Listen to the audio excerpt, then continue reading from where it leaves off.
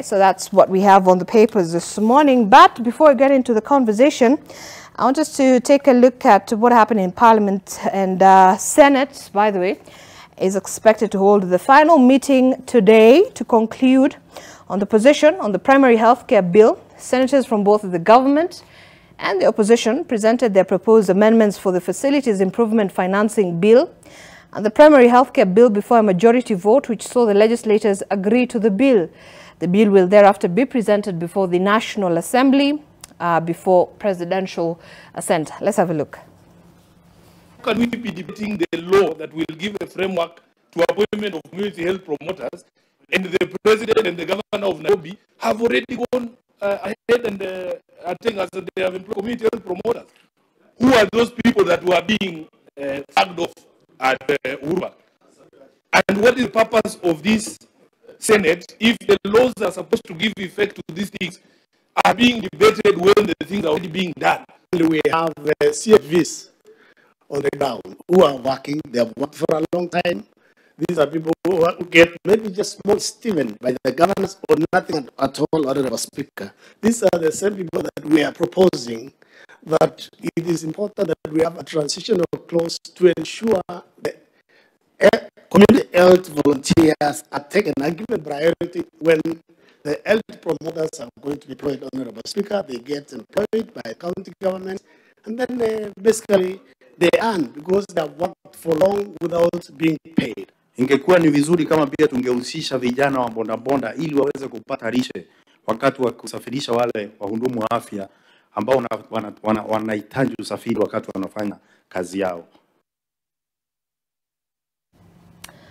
All right, and we'll certainly be getting into the issue of the health bills in a moment. Yesterday, the National Assembly did pass the social health insurance bill. We're going to get into the components of that in a moment. But this morning, I am with Dr. Dennis Miskela, who's the Deputy Secretary General of KMPDU, as well as George Gibore, the Secretary General, Kenya Union of Clinical Officers, as we delve into some of the issues bedeviling the health sector. And of course, what else is needed to ensure that Kenyans have access to quality healthcare across the country. This coming just ahead of the launch of the universal health coverage for a fourth time.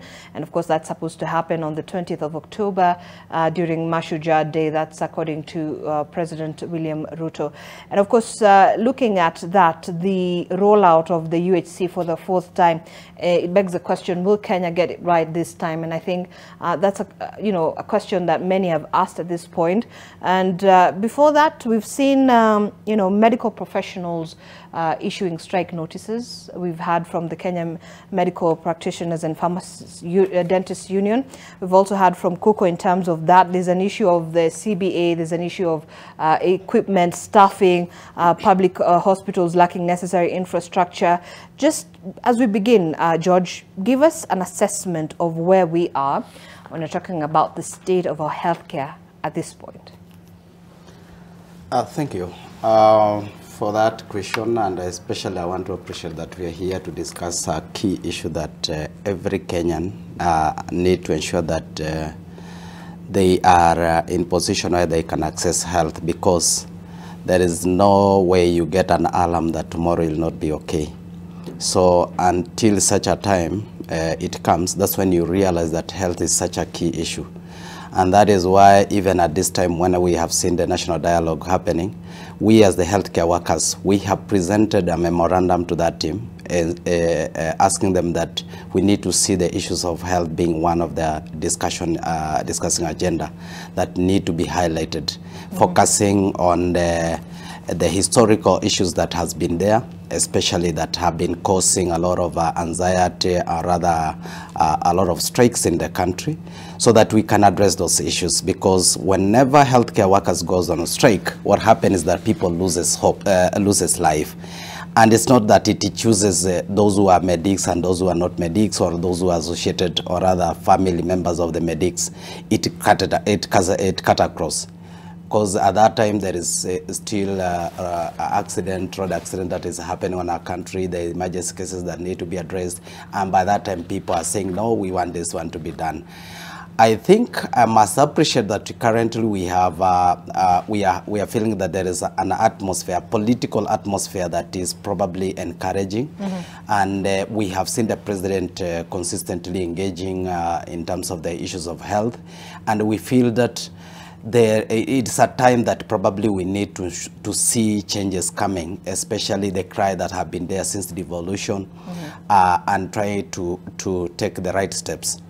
What I mean is that when this government came in place, the healthcare workers came together and they called for what we call a health audit, so that we can be able to revise this, to look at the system. What has been functioning, what is not functioning, and we come up with a report that can inform what is the next step. Now, I must say that since the devolution, we have had for more than 104 strikes, which touches on individual counties and the national. That's alarming for less than 10 years. So, and especially on a key sector like health. So when we are here today, we are trying to say that we feel there is some consistency, or rather some engagement happening. And that is why you'll see a number of the bills that are being proposed that are gearing to address a few things. But we feel there is some aspect that is missing still, which touches on the key players, that's the healthcare workers, that has not been featured in terms of the discussion that is going on in the government realm. And also, having mentioned that, is that the counties, as we talk about what the president is doing, we feel that as we went to counties continue to claim that health is devolved, which is very true. But under Article 43 of the Constitution, it is the state that has the responsibility to ensure that everyone has access to health, and especially including maternity and child health. So what is the state? Do we have 48 states? Probably no. And that is a call to realize that indeed we need a center that is holding to ensure that the health system is functioning and it can continue to grow. We have learned from COVID the challenges that we had, and we have learned that indeed not individual county could be able to stand and operate individually. They had to come back to the Ministry of Health to coordinate, because we need a center that can be able to hold. Now, as healthcare workers, we feel the kind of issues that are happening in the county, the contracts that are being issued to our members, which are substandard and demeaning, so to say, is something that is affecting health, because these are the people who ensure that everything is happening right in terms of the health sector. And once they are mistreated, especially there's no promotion, they are delayed payment, they are not allowed to go back for further studies, and also people, the counties are not willing to finalize issues of CBA, more than 4 years negotiating for a CBA, and they are not willing. So it goes back to the implementation of this particular CBAs. Yes. No, the implementation is another thing. We are talking about even just negotiating. You are just on the table negotiating for 4 years.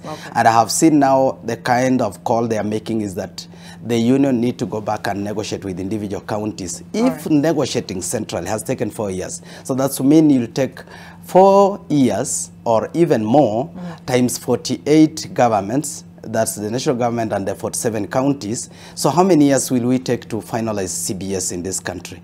So we feel that there is a lacuna that need to be addressed to ensure that there is at least a sense of something. I feel that the healthcare workers feel a sense of feeling like that their issues are being addressed. Because in a gap, or rather in the absence of that, then we continue to see a distress that we are kindly experiencing in the public health sector. And we'll come back to the issue of the nexus between county and national governments when it comes to the mandate and the healthcare sector itself. Dr. Dennis, I'll come to you in a moment. We have to take a quick break here on AM Live. The hashtag we're using this morning, as always, MLive NTV at NTV Kenya. Zainab Ismail, talk to us. We'd like to hear your thoughts on what you think are some of the things that that need to be addressed when we're talking about the health sector in the country, and we'll be able to sample some of those views.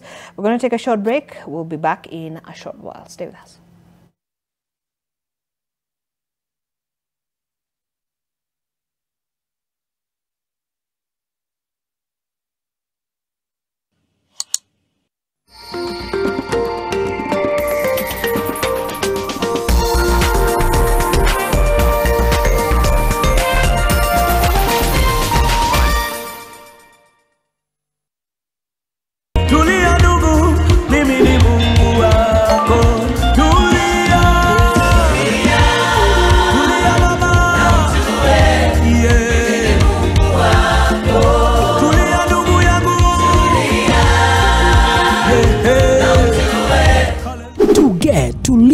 By Fred Omondi, dial star 812 star 798 hash.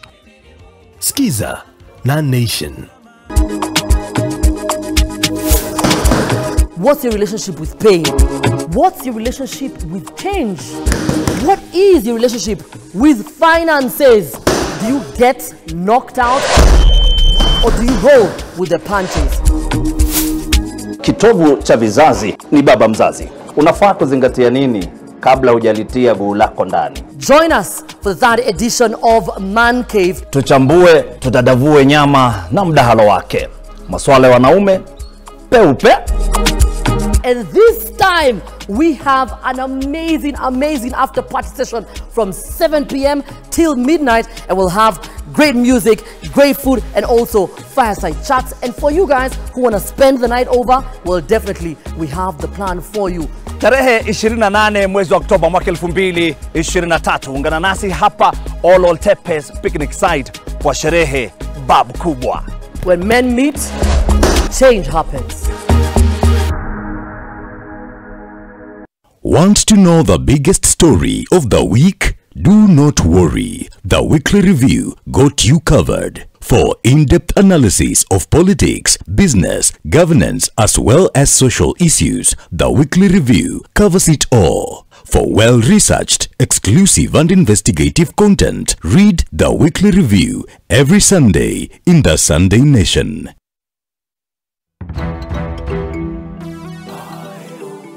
I started this business with 300 euros. Meet Jane Mudhoni, a cleaner turned founder of a German-based shipping company. We have clients in France, Really? Belgium, Okay. Well Holland. done. Yes, find out what it takes to ship goods from Europe to Kenya through Power Logistics. Still in Deutschland, Zawadi Fischer shares her 19-year journey as a tours and travel expert. We organize trips, do also invitation. We pick you up from the airport and then we do the tour with you. Plus, there's a shortage of workers in Germany in the area of kazi ya mkono, plumbing, carpentry, and so on. How Kenya's embassy in Germany is helping Kenyans back home get job opportunities here.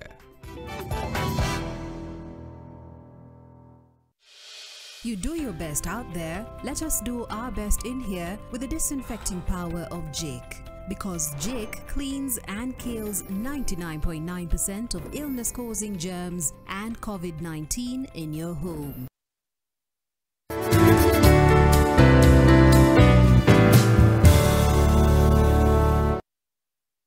Following the gazettement of Two Rivers as a private, services-focused special economic zone, the first one of the kind in Kenya, there is no better time to own a home at Two Rivers than now. Text the word Cascadia to 22365.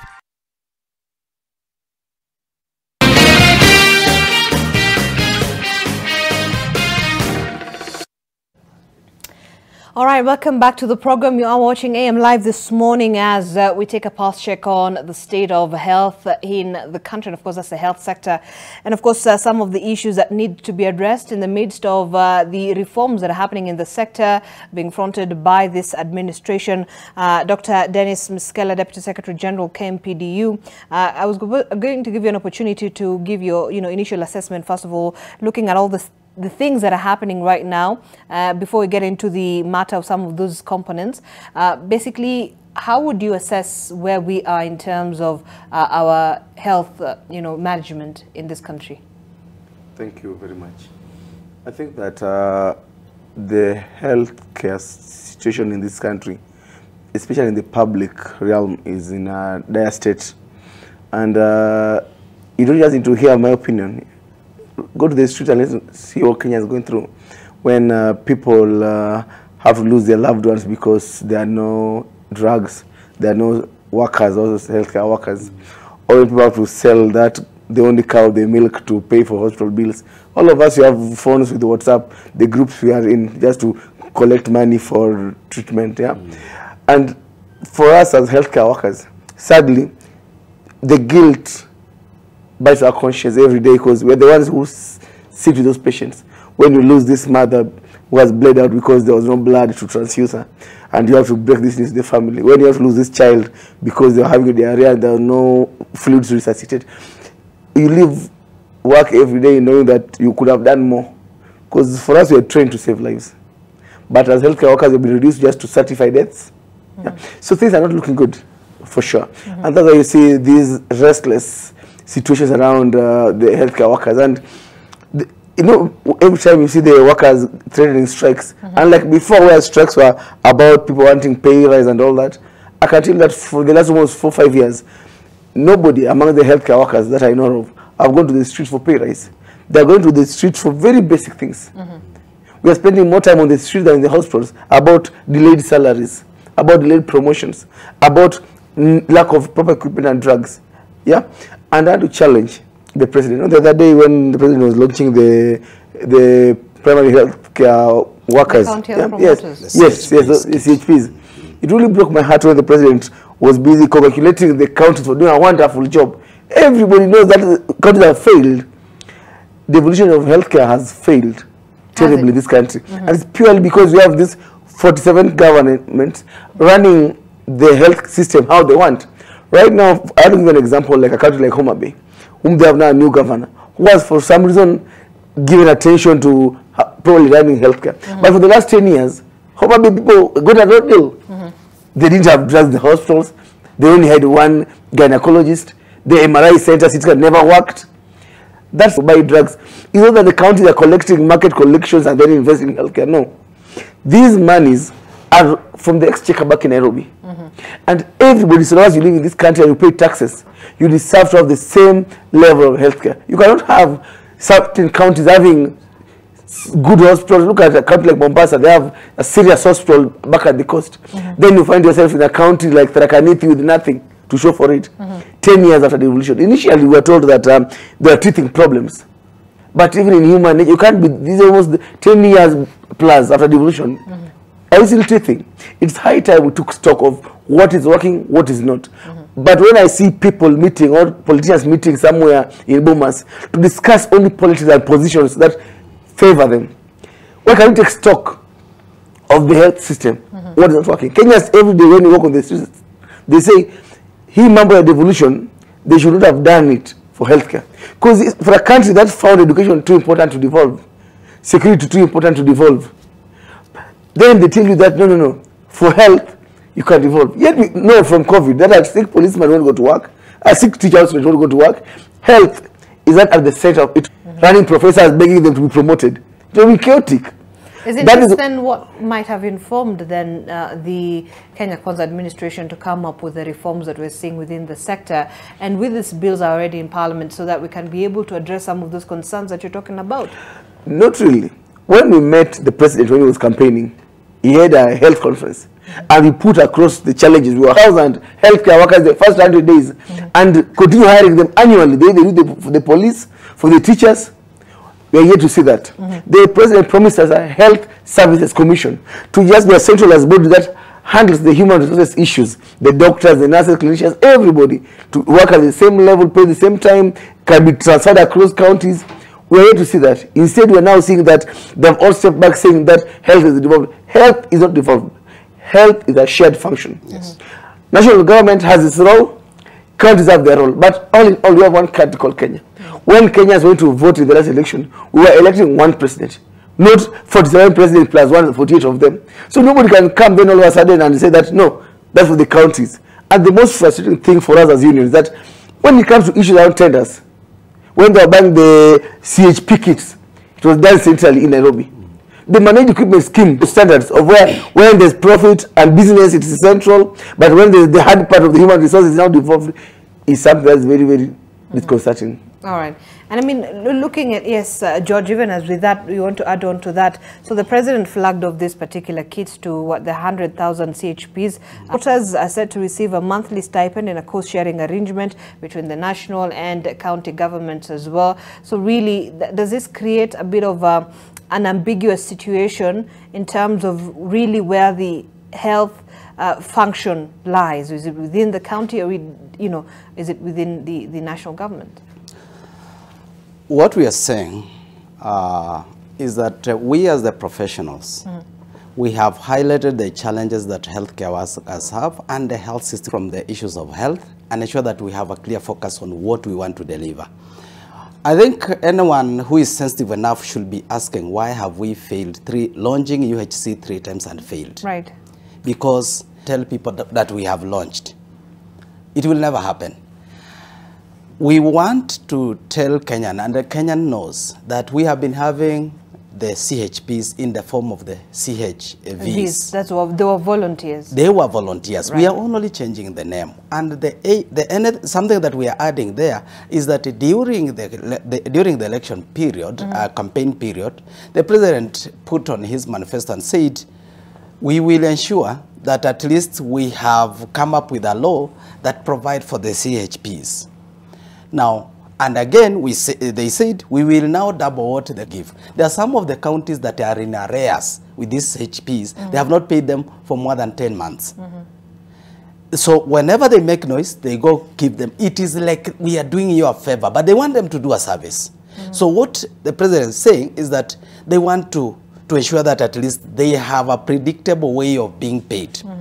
Now, if you look at what is being proposed under the primary healthcare bill, is that these people will be identified from the community and be seconded for employment at the county level. Correct. That is what they are saying. Now, the issue which we have is, will it be election? Will they be doing election to elect those two people? Because they might be looking for common people who probably get to know because they are giving some standard. So we say, probably there is something that that bill is missing. It needs to be very specific that this is the body that will be engaged. If I say that I want to employ Kenyan, I cannot employ a Tanzanian. So I know that these are Kenyan. So if I want to employ people from Migori or from a certain village, I'll specifically locate that because we have even our ID that identifies us. So we need to ensure that the system of employment engaging this, because why we are saying that it's going to be a political agenda for these specific issues of the CHP. That said, what we are talking about is that they were receiving 2,500. We are projecting to give them 5,000. So, and we are saying we are employing them. That is a conundrum because already the government has set what we call the law minimum wages. So why should we give below what we have set as a country? So that goes against the same principles. It opens a Pandora's box because we have to take them to what we have called the lower minimum wages. But so how would you describe this remuneration? Is it a stipend or is it a pay? I think the president has been very clear that we are employing. Right. If at all it is something we are missing, at least the statement have been very clear, including the county that we have employed even the other day, they are saying they are employing. Even if it is a stipend, we want these people to do our work. We have given them the gadget. These gadgets have been bought by Kenyan money, the public money, and we want to see them working and adding value to the system. They want to bridge a gap between the healthcare professional and the community or the household. So for them to do that work, we must be able to assist them. Look at 100 households. the geographical differences between those, because some of these counties, especially those who are not domiciled in the urban area, there's a big distance. So you expect those people to use the same money that you're giving them to reach out to those people. It is not possible. So we have still to go and look at what are the kind of resources that these people really need for them to carry out this exercise. Otherwise, we are only trying to stage a political exercise that will never come to fruition. So you feel like let me finish this. Right. Until we, the professional, who probably have worked in the rural area, we know the difficulties that these people go through. Even when they are seconded, people wake up early in the morning, they have not taken a meal, they sleep on one meal, and you want them to go and work. They have children to feed, they have their animal to take care of. So these are people that we need to take serious about and ensure that they are well catered for and support the system. And why we support them is because primary healthcare must work in any way so that we can be able to streamline our focus in terms of rearranging and strengthening our system. Because we find that 70% of the cases we have in admitted are curable, are actually preventable cases. So if the preventive system can be able to work, then we'll be able to save. Because they say every dollar used in preventive saves $9 used in curative. So if that is a real mathematics that works, then we must put some energy there. And it should be known that this is the first time we have seen the government at least being proactive to say we need to make the primary healthcare work. We have not had a system on how we fund the primary healthcare system. And remember, this is not something, it's not a new concept. It is a concept that was initiated in 1978 at the Alma Ata, where it came clearly projecting the value under the principles and how we need to achieve the primary healthcare, and they defined what is primary healthcare. What we have, including the definition of healthcare, of the primary healthcare, is what we have borrowed from that initiative in 1978, where a majority of us, we had not been born. So where we are going is where other countries projected several decades down. So we can actually say we can only impress this, but we must put the right strategy in place. Right. And Dr. Miskela, I mean, so George has raised a number of concerns that, yes, this is a noble idea, that the CHPs will be able to bridge the gap between, healthcare professionals and, the people on the ground. But there should have been a little bit more groundwork that was done. For example, and you can correct me if I'm wrong, for example, you might find in a county where one, CHP is expected to deliver services to, is it 100 households? Yes, that's so 100 households. But have we put into consideration geographical issues? Yes. For example, houses that are extremely far apart, but they're getting a standard, stipend together with somebody else who's, delivering services to another county where the households are quite, near each other. So are we so do you feel like there are gaps within that particular issue? And then also, another question comes on the mandate that the CHPs have been given in terms of providing primary health care and the medical assistance they can offer as well. The issue around the primary health care for me is just embarrassing, to use a kind word, because we're trying to fit a square peg in a round hole. We know the problem. The healthcare workers have been seeing the problem. But somebody somewhere sits and gets a solution because they have had that prevention better than cure. They just throw in words and throw in activities. For example, let me tell you, when people met in 1978 in the Alma Ata around primary healthcare, it wasn't just about putting people to move around collecting BPs and testing for sugars. No. The idea was that when the society, the social economic status of the people improve, when kids are able to be dewormed and go to school, when mothers can get contraception, when you can get balanced diet, somehow when people are able to use clean water, somehow the health of that place improves. But when they come to this place where you go and collect these random guys, there's no qualification, you just have to be a Kenyan, probably just barely literate. Whoever hires you don't know, they're just a governors, campaigners around, you're hired there. Then you are told that you are going to be our eyes on the ground. You will be moving around, mopping up diseases. Yeah? Testing for blood pressure, testing for diabetes, testing all these things. Then you refer them to a dispensary where there's one nurse who has to go for her annual leave, cannot work night shift. If she works night shift, she won't be around. She has family emergency, they close the dispensary. You go to a level 4 or level 3 where there's no clinician or there's only one clinician or the doctor. When they see you, there's no drug for that hypertension. There's no syringe for the diabetes you have diagnosed. You get somebody who has symptoms of cancer. You cannot do a mere pap smear. So what do you take them there?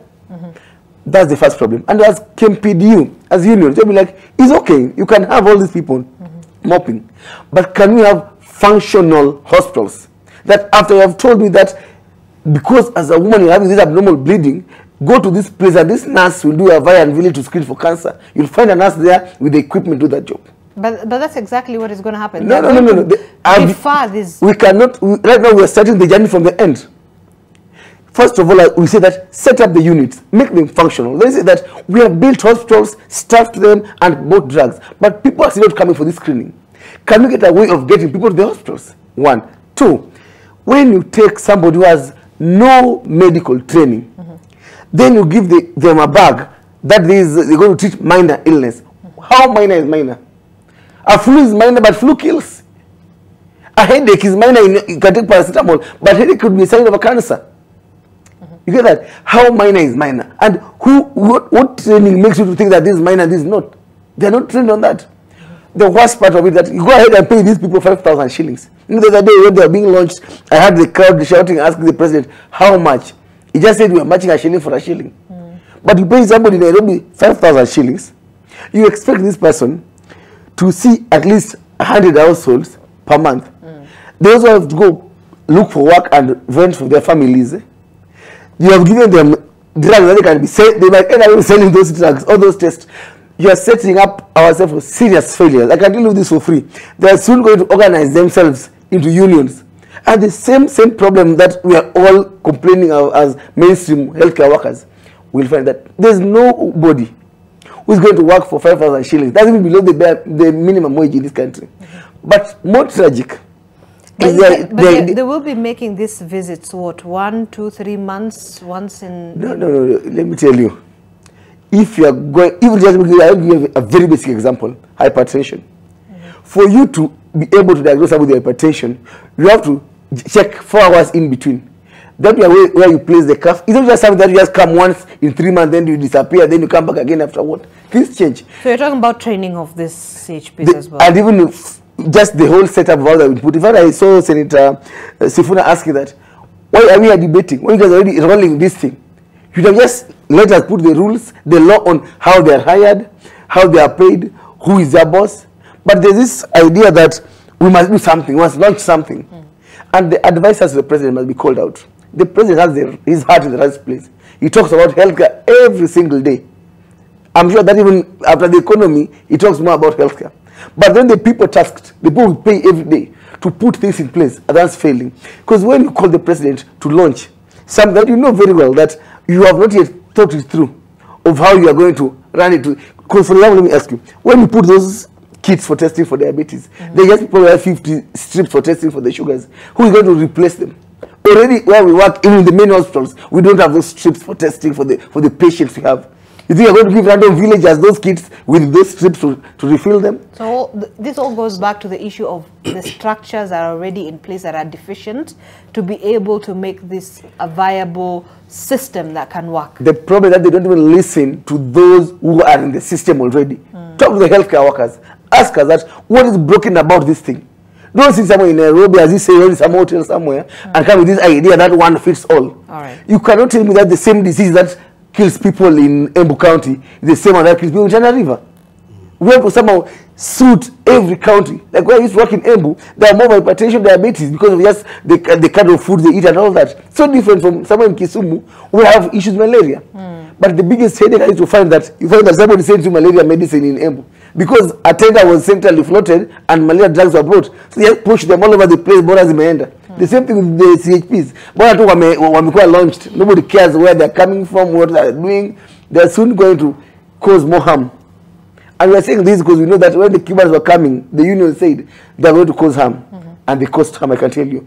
These ones too are going to cause some. Right. So let me chip in.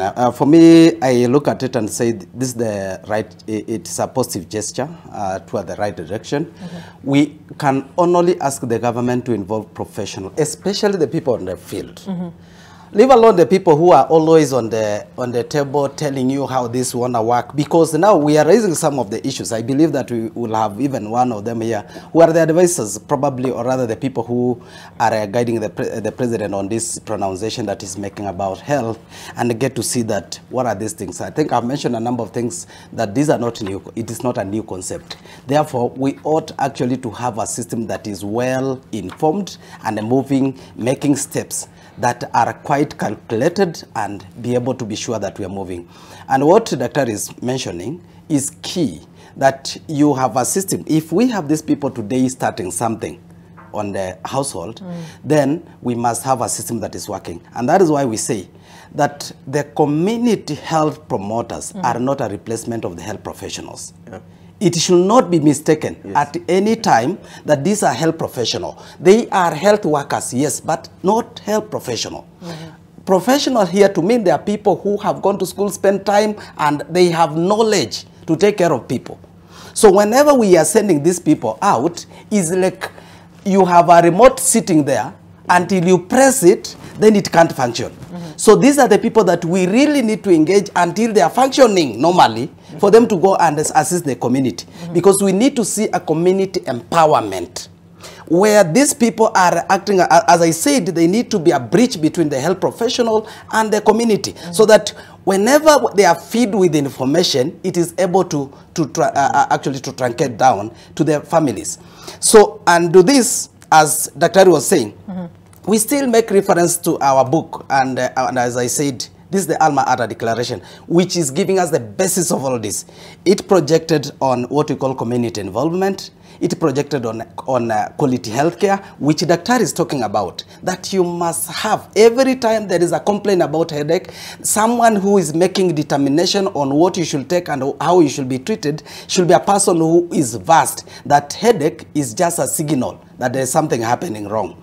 So to that extent, for us, what we'll be saying, and I want to appreciate that again, as they focus even to launch the UHC, we have seen also they are talking, we will be having a dialogue that they are trying to create starting around on 10th or around the 11th, going up to 20th, where the president will be launching this. And this dialogue, this is the kind of issues that we really want to raise. And they get to understand that, is the government really putting something? Because we have not seen it. Is there a plan to ensure that the system is functioning, to ensure that there is healthcare workers, to ensure there is drugs, to ensure that we have enough equipment that we need? Those are the key issues that we need to see. As much as we have these people going, because already they have been flagged, we want to see that is the other system working? Because another key aspect is about referral. We are saying they will be referring. Is the system functioning for purpose of referral?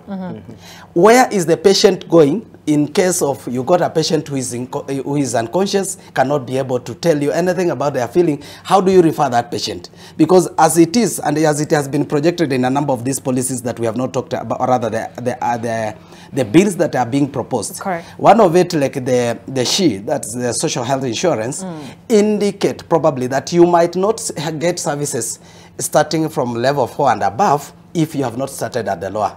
At what circumstance do you bypass the level 2 and 3, go to level 4? So that is key. Those are issues that probably we are not able to. Because where there is bureaucracy that is unnecessary, again, it will deny people services. And for us, where we sit as healthcare workers, the component of health system must be all of it looked as a wholesome. As we look about the community healthcare workers, ensure that the primary providers, healthcare providers, professionals are also considered, so that we have the right number in the right skill mix, because you cannot have only nurses or laboratory or clinicians and they say that you have, because we have close to over 17 cadres, which are professionals. So if you don't have all these people working in support of the system, then we fail. Then we must ensure that the financing system that we are projecting is also focusing to ensure that it is cautioning the poor, it is cautioning the vulnerable, it is ensuring that there is no catastrophic financial catastrophe for all the people now. And that is the focus for what I think the review of the Alma Ata in 2000, where they said that it is hell for all without exposing them to third financial catastrophe. So those are the issues that we really need to see, how are they being focused. Then, because I can see the database of the WHO, they say in terms of the facility, actually most of the county, close to 43%, meet the requisite facility to population density. Okay. A few of them that are not meeting. Now, if that is the case, why is it? It is only 11 counties that are coming close, actually halfway, to meet the healthcare numbers to population density.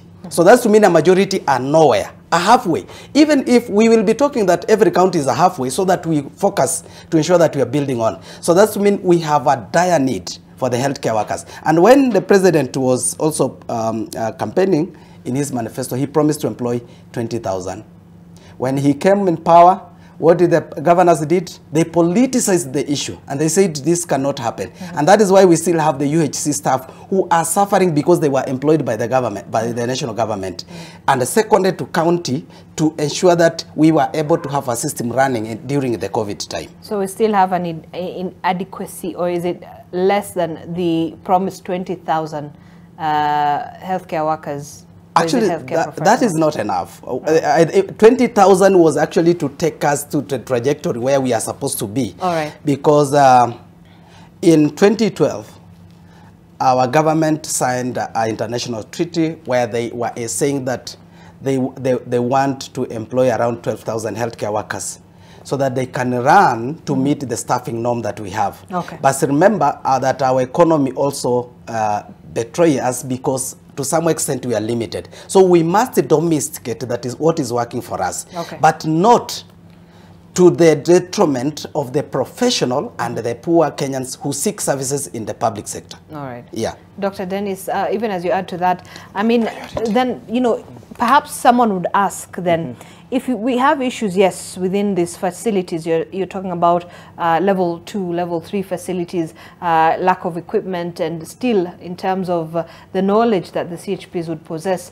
But essentially, the key issue here is to be able to promote, you know, preventive and help avoid curative, you know, sort of reduce that. So then they would be able to help in that essence. Then we wouldn't need many people going to the hospitals then. You know, and that's where the problem is. Somebody sitting somewhere imagining that this issue is an either or, that you either do preventive or curative. Not really. There's a nice balance. Because the entire continuum of care in essential health services starts from promotion and prevention, treatment, rehabilitation, and palliation. Okay. So basically, you prevent somebody from falling sick and encourage them to live a healthy lifestyle. Then if they fall sick, because they still fall sick, we are going to die, nobody's going to live forever. So something must kill somebody. So when they fall sick, you can treat them. But that would reduce the pressure on the hospitals. Yes, I'm getting there. All right. As they heal, you rehabilitate them.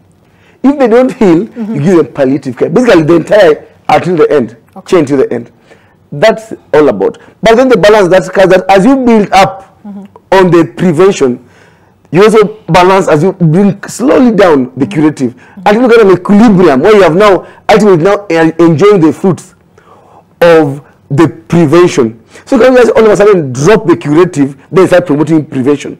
It's a balance slowly until you get to a point, maybe 10 years from now, when the investments you're making now will be felt. Yeah? So this fallacy that somebody will say that we are going to stop this because this is cheaper. The idea about UHC, which as my friend has said so well, my colleague, that it has failed 3 times before. Instead of reinventing the wheel, coming with all these new things and launching, why can't we just look at why did it fail? UHC has 4 components. The first one is around the pharmaceuticals and technology, the drugs, the equipment, the things you need. Second one is about the human resources. Do we have the workers to manage the UHC? Okay. To give the best quality. And how does that shortage of workers come in? When a Kenyan falls sick and you go to that public hospital, you have to stay there the whole day. You are supposed to go to work, your baby runs fever in the morning. You are scared of going to the dispensary of the health center because you have to miss work. The long queue because only one nurse or one doctor. When you have to go to see the doctor and you are told that you need a surgery and you have to go for the surgery 3 months from the day you are diagnosed, that's where the shortage is felt. Yeah. So hire properly. There's the issue of the financing. Now I see the NHIF being made to look like the solution. That is called SHI. Let me tell you why this will fail. 2 things. When you are going to finance healthcare, you only do 2 ways. There's the insurance based, the social insurance based that we have adopted, or the tax based. When you have a country where 80% of people are not in any formal employment, they're in Juakalis, they ride bicycles, how will you force them to pay the 300 or the 5,000? Because yes, I could be earning a salary that can make me pay 5,000. But there could be some shopkeeper somewhere who makes more, but then they'll only pay 300 shillings. When the CS was challenged to tell us how they'll make these people pay, they're like, there's some algorithm they'll be developing. Yeah. There's no way they're going to. In fact, the biggest problem they're going to set up these promoters, the CHPs in, is that they are relying on the promoters to give them the true picture of this person, that if he says he's unemployed, but you go to his home and you find he has a car, he has all these things, then you will flag him out, you'll rat him out that he's lying. When people lose that trust around the CHPs, they never talk to them about anything beyond that. You see this local villager, then you have to tell them your secrets about your earnings, your diseases, your earning. People won't tell them that. The best option that the government have done is what country like Ghana did, where you say that, let's put it on tax, that on every sugar that you buy, the VAT, 1% or 2% goes to healthcare.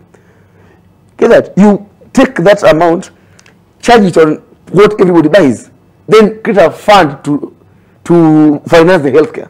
Germany, country like in Europe where we have 80-90% employment formally, you can tell people to pay on their pay slips.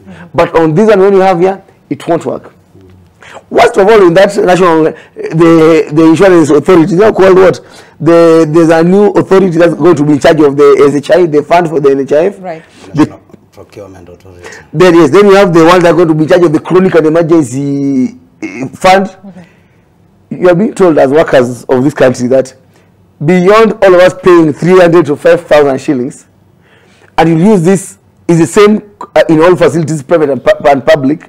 If you want anything beyond that, you have to procure a private insurance. So you are creating space for privateers. Because, for example, in our case as healthcare workers, beyond me giving 1,700 shillings to NHIF every month, there's 3,000 shillings, 3,500 that I give as a medical allowance that was taken away from us in 2011. So we give 5,200 shillings every month to NHIF currently. But how do we benefit? That we have a comprehensive cover that is slightly better than what those who give 500 shillings get. All right. Right now we're telling our members, the workers of this country, that you are going to give 5,000 plus the 3,500 allowance that was taken away from you. That's 8,500 shillings per month. But you're going to get a care that when you have to go to a private hospital or try to get a slightly better health care, you have to chip into your pocket again. Workers of the country don't fear or worry about paying taxes.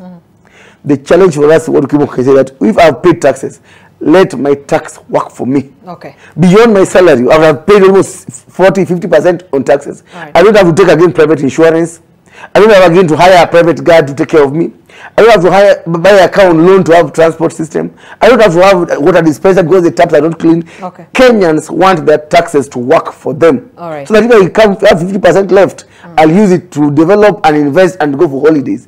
Okay. And I want you to hold on to that thought because we have to take another break. When we come back, we will be delving much more deeper into those particular bills and especially the social health insurance bill and why Kenyans need to understand really the components of this particular bill and why it's important. All right, let's take that quick break. The hashtag as always, MLive NTV. Talk to us.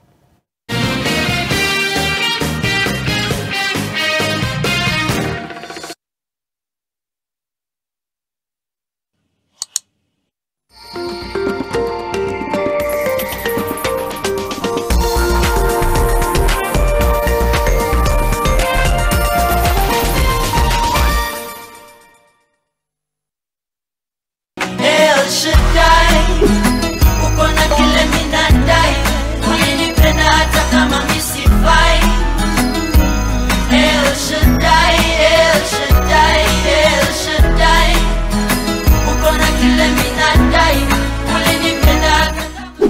Get El Shaddai by Heart the Band.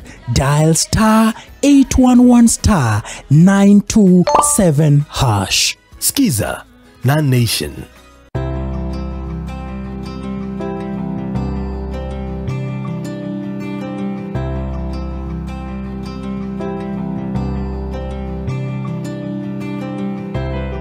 When you're finally released from pain, that moment when you start to get back to ordinary, and ordinary feels amazing.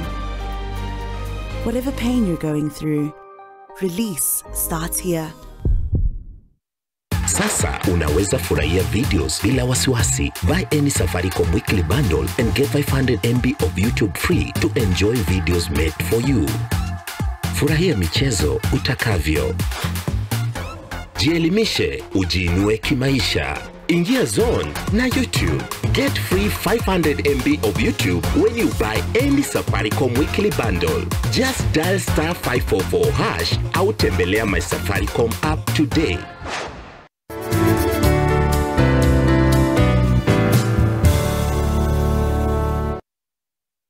Following the gazettement of Two Rivers as a private, services-focused special economic zone, the first one of the kind in Kenya, there is no better time to own a home at Two Rivers than now. Text the word Cascadia to 22365.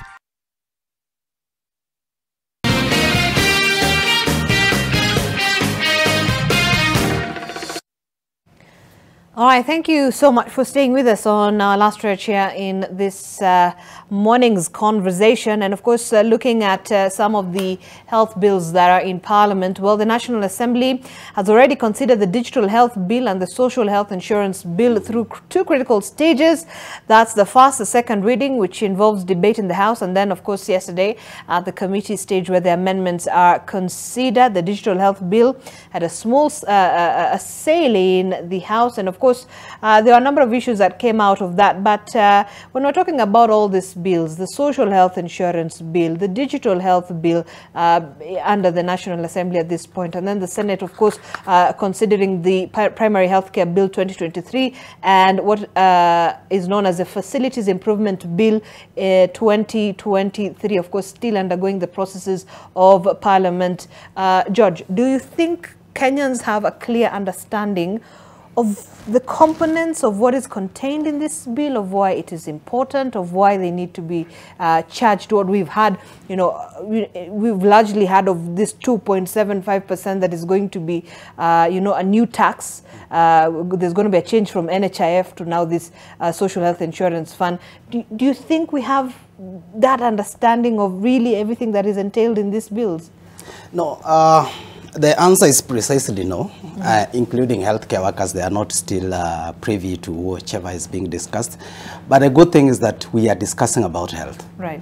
We have seen a government that is probably doing something. As much as there are things that we feel that they are controversial and need to be looked into, and I mean that the government need to continue engaging and ensure that we are getting things right. It is always very costly to initiate something that is not going anywhere. If you look at about the money that we have been using for the 3 times that we have launched UHC, that we cannot put on the table any report about, then it is a worrying trend that we must be able to correct this time around. So having said that, that is the majority of Kenyans do not know about this, and even healthcare workers do not know this.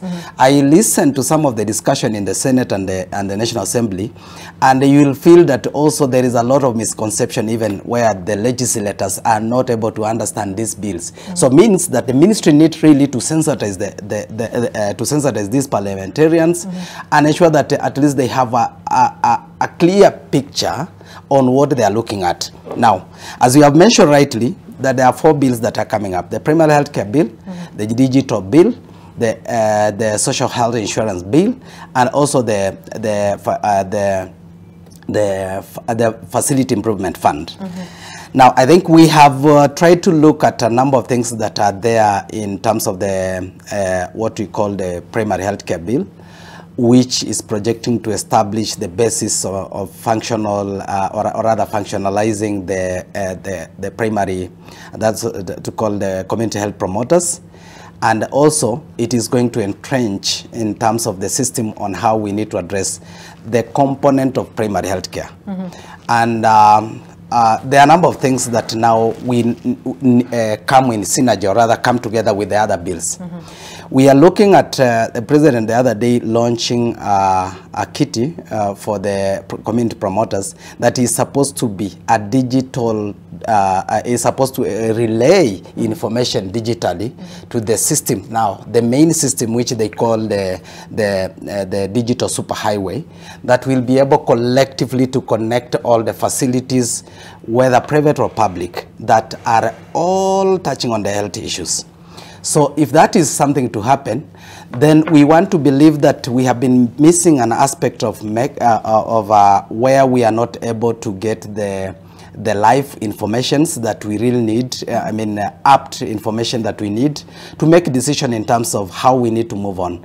So if at all, this, whichever has been given, the information that will be collected can only be used to inform the kind of trajectory that we need to take. Like, for instance, if today we had more than 50 community health promoters visiting families and a referred patient, and the system indicates probably that there were more than 30% or 70% of the patient referred who were never seen. Why?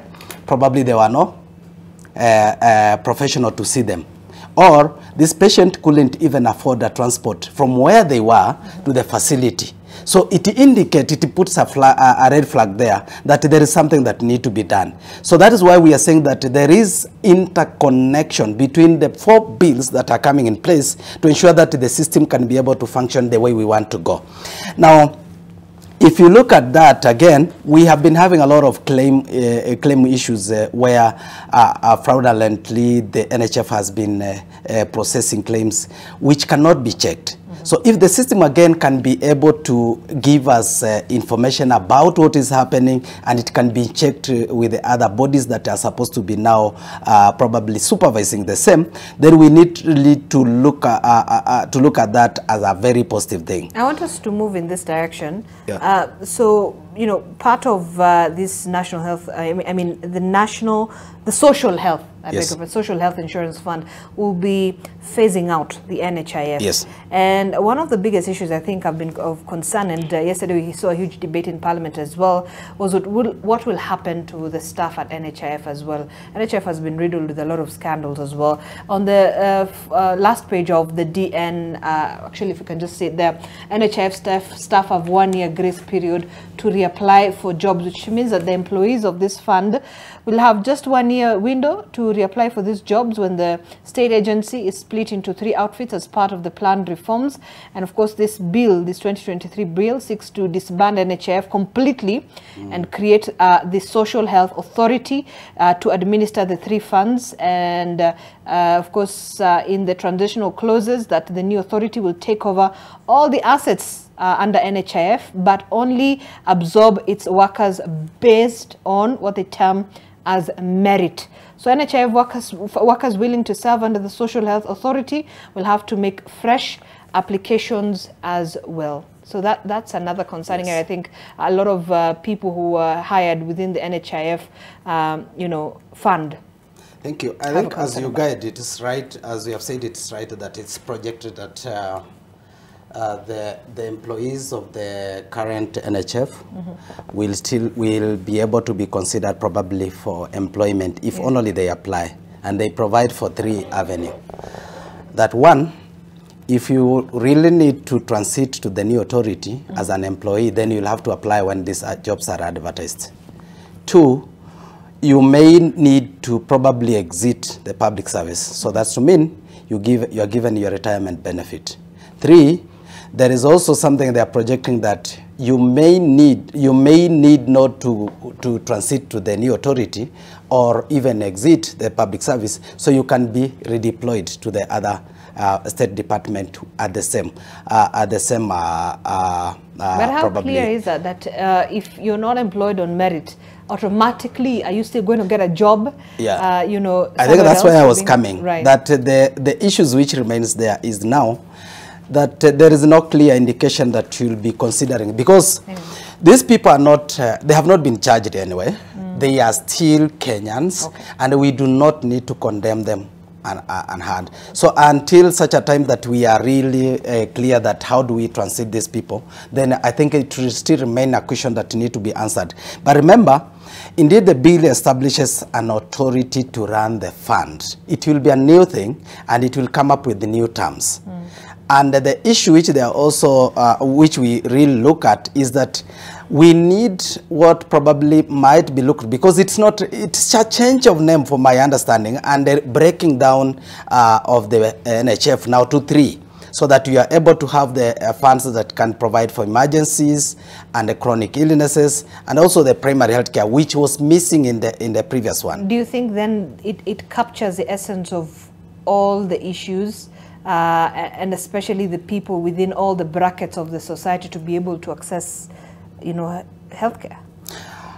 Yeah, as it is, that is the projection, because that's why we are seeing that there will be a direct allocation of funds by the National Assembly. So the National Assembly will appropriate funds that will go, but that will be informed by the database that the government must generate to demonstrate that we have this number of Kenyans who are indigent, meaning they cannot be able to pay for themselves, so that the government appropriate a certain money that can be able to cater for that. And the same money will also be directed to emergency, because during the emergency you are not able to make a decision where to seek services, where to do anything. So we believe that that is, for me, it is a positive thing, because we have been calling for emergency services. Because if I have a facility and a patient is brought from to my facility, it is mandatory for me to provide emergency services. But who to pay has been a conundrum. All right. Yeah. And Dr. Dennis, I mean, then this new fund, do you believe it might be able to seal those loops and gaps that we've witnessed in the NHIF? I'll respond in 2 ways. First of all, I'll speak for the workers. The government of this country must learn to respect the workers of this country. Whatever they're now doing to the NHIF employees is exactly what they do to the healthcare workers after devolution. Where you are told that we have devolution, you are going to go to the counties. We don't care the structures, we don't care whether, you're just thrown there in a huge mess. The workers of NHIF have done nothing but work. You cannot tell me that I was employed on permanent and pensionable terms. Then all of a sudden tell me that I have 1 year to apply again. And then tell me to choose those who have been working hard and not corrupt. Who are you to choose, and based on what? You get that? We have laws in this country. If you have people who are corrupt, prosecute them. But don't keep on frustrating workers. So now they have to sit 1 year of uncertainty. You know who is going to take you. You don't know whether all of you will come back or not. From what we saw in some of the hearings I've seen around, like in KRA, we don't even know if everyone will come making the cut. That's one. 2, this idea of siloing healthcare, breaking healthcare into tiny pieces, KEMSA, NHIF, healthcare is just one big continuum of care. I see no need of why we have to break this social health insurance, then you have all chronic illness. I'll give you an example. Even if you have HIV and AIDS, you will still have a flu somewhere. You can still have diabetes, whole hypertension. So you can still have all these other issues. Right? Health is all interconnected. The idea of breaking this into these 3 funds is purely for private profiteers.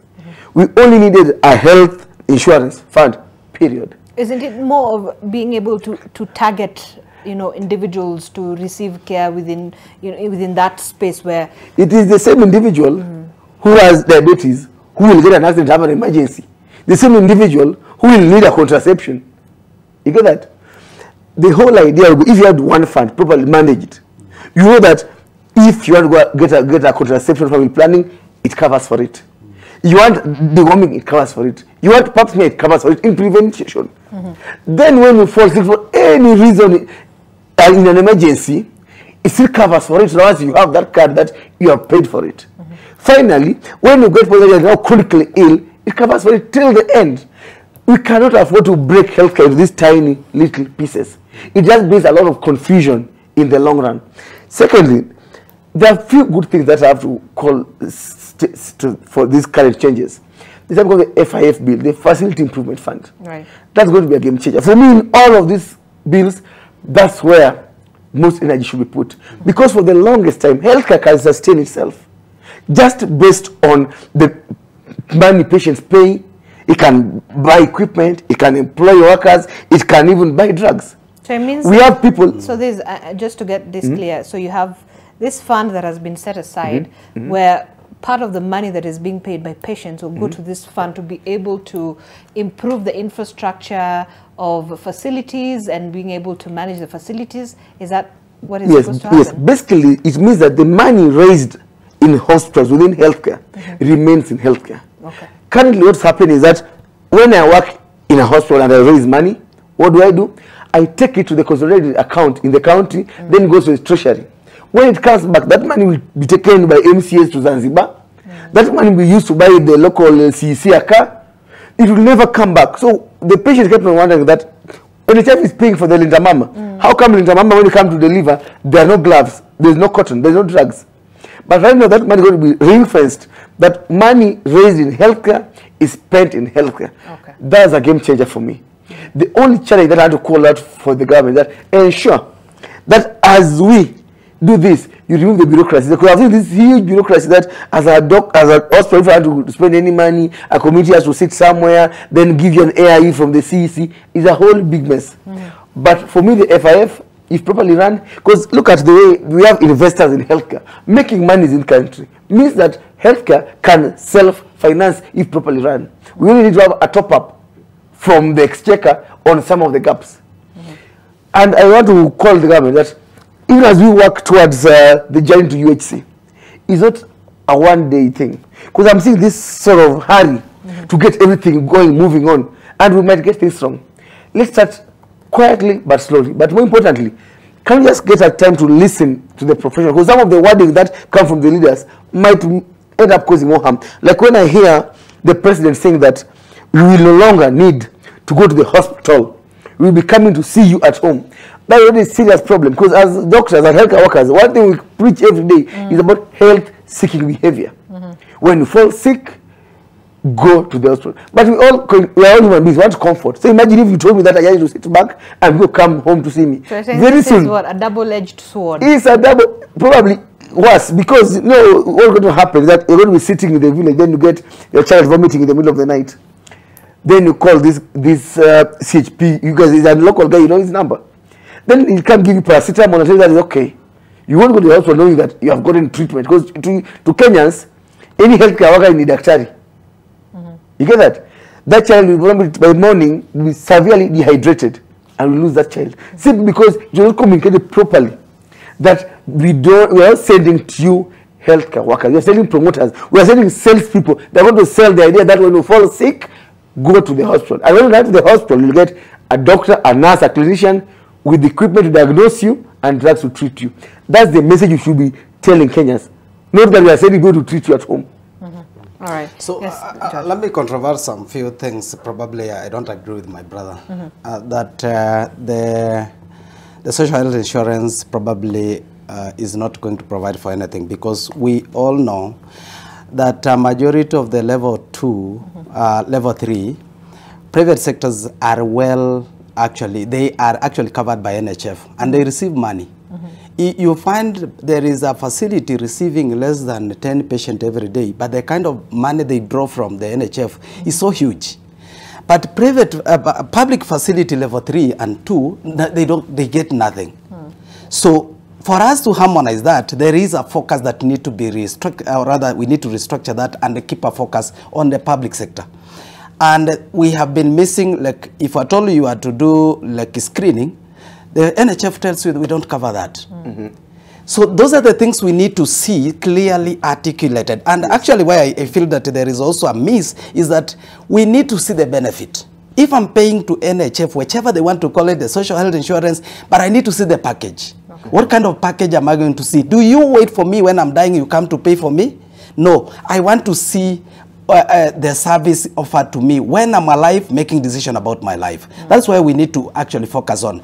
And it is clear that the NHF have been making decisions that you wonder.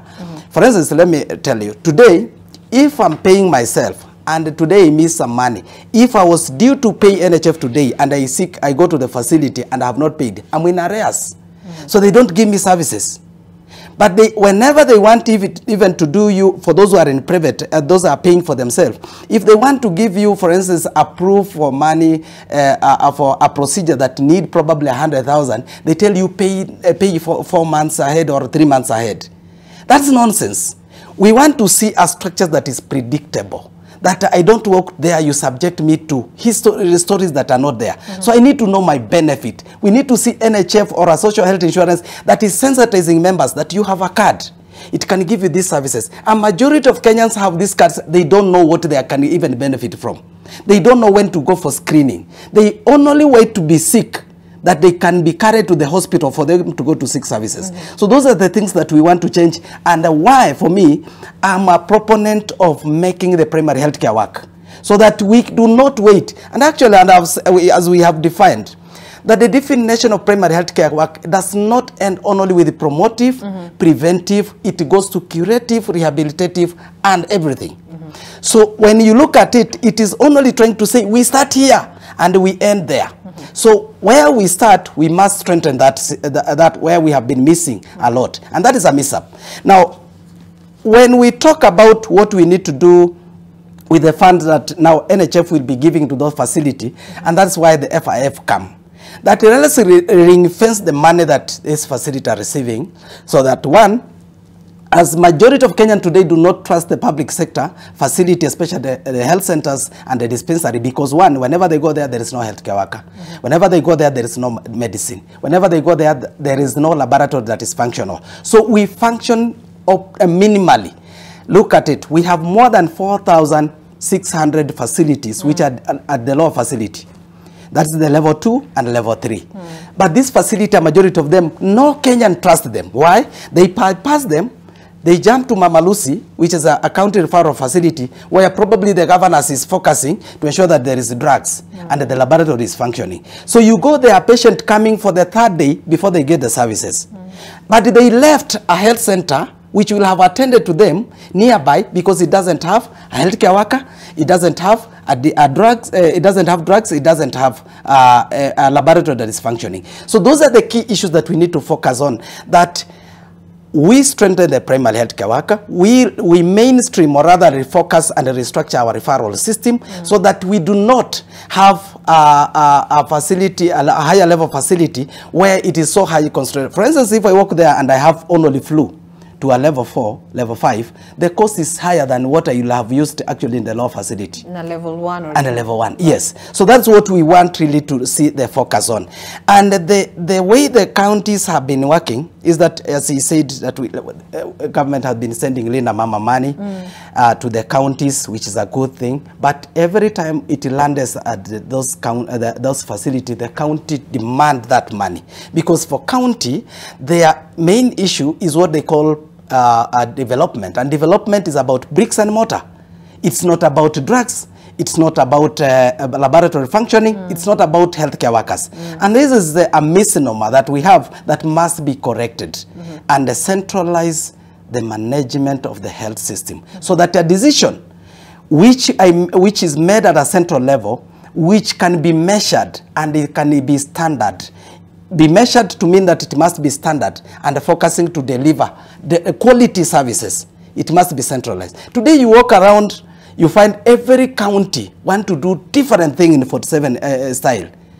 For instance, I heard someone saying that, of course, let me mention first this, that the counties, 30 counties, 33 counties, have already established what we call, have actually developed the FIF bill. 21 have signed them, actually have passed them through, they have established without passing through the county assembly. So 21 have passed them. Only 3 have attempted to implement. But all of them, some of them are saying retain 10%, others are saying 30%. Okay. So this one is saying 100%. Right. So that if today we invest here and the facility has enough money that you can even employ healthcare workers at a market rate. So let them do that, so that you are adding value to service delivery. Okay.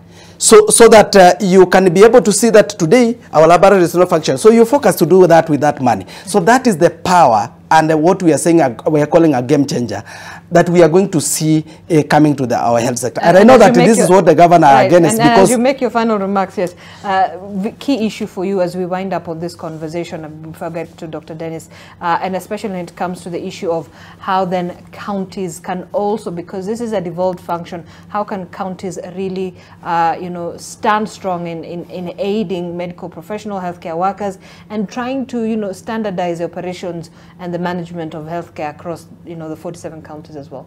Very well. The first thing, our government, the county government and the national government must concentrate and ensure that we are depoliticizing the issues of health. Okay. That's the first one. Two, we can have everything in the health sector, including functional laboratory, or rather having equipment, having drugs, and even having the community promoters. But if we do not have the health professional, it will never take off.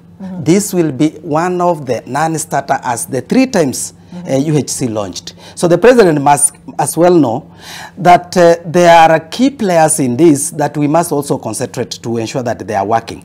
Healthcare workers is the center, is the first thing. Healthcare workers is the second thing. Healthcare workers is the third thing. Because they are the one who govern. They're the one who are ensuring that we have the right system working. They are the people who play the key center of it. Lastly, and as I say that, is that our financing system must be strengthened. We are still doing below around 6%, despite signing the Abuja Declaration that give us probably a priority, or rather a focus to ensure that we have 15% of our national budget going to health. All right.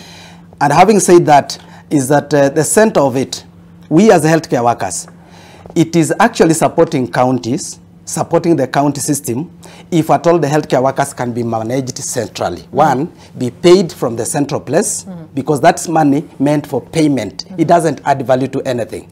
Two, be ensuring that they can be able to have one system that can coordinate their training at the central level. Three, that they can be able to be enabled to have inter-county or rather intergovernment transfers, because that one is not still happening. And specifically, so to say, is that we want a body that can negotiate, including CBS, can ensure that health workers has a standard or harmonized engagement, terms of engagement in terms of employment. Fantastic. Thank you. And Dr. Dennis, your final word on this as well. First of all, I'd like to commend the government for putting the healthcare at the center of conversations in this country. The only problem that we are not getting the conversation right. We hope that sooner or later, the governors, the president, will realize that the unions, we are just here as social partners. We are not here to antagonize anything. Every time we stand up and talk, we want the best for the government. We want the governors to succeed. But as things stand right now, the workers are really, really frustrated. Some of the industrial actions you're seeing around, they're not out of goodness. We have to keep the healthcare workers out of the streets to the hospitals. Let us negotiate. We guys have CBAs. They have been negotiating for the last 4 years. Our people who are jailed for getting the CBA, nothing has been implemented. CBAs are the only way that workers and the employer can engage in a nice and friendly way. But more importantly, let's think about that poor Kenyan who has no option, who cannot go to a private hospital. Those ones who have to fundraise to get cure. But even for us, the middle class, whom we sit here comfortably, when you are coming from Masai Mara or only your family and something happens to you on the road, the first place you land in is a public hospital. Help us to advocate for proper healthcare as envisioned in the Constitution, the highest attainable. Let no Kenyan ever decide that for me to go to a private hospital, I am choosing that because public has nothing. Let me choose to go to a private hospital because I want some privacy or a change of diet, but not because life and death is a choice of where I land first. At the end of the day, when this healthcare thing fails, Kenyans will only blame one person, the president. Let him call out governors. The good governors are doing a good job, I tell you, but there are some few governors who are giving the president and the government a bad name. There are 2 counties now on strike, and I really feel sorry for the residents of Nakuru County and Nyamira. Kajiado may have given notices. Yes, Abuzia, and the things that the doctors are calling for, the healthcare workers are calling for, are very simple. Just pay me on time, pay my rightful salary, pay my loan if you deduct me, pay the loan, give me a medical cover. As basic as that. We're not asking for anything outside, but the challenge has been that there is lack of leadership of healthcare. All right. Ministry says that health is involved. The country says that they don't have the money.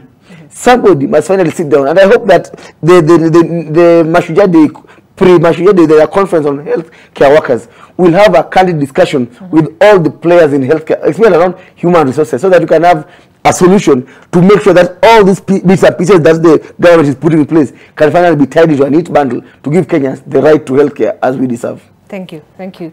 Dr. Dennis Miskela, Deputy Secretary General, KMPDU, George Gibore, the Secretary General of the Kenya Union of Clinical Officers. Thank you so much for joining us to have this conversation this morning. I believe there's still so much more we're yet to touch on, but we'll have to make time for those discussions another day. And we will be still engaging online. The hashtag is MLiveNTV.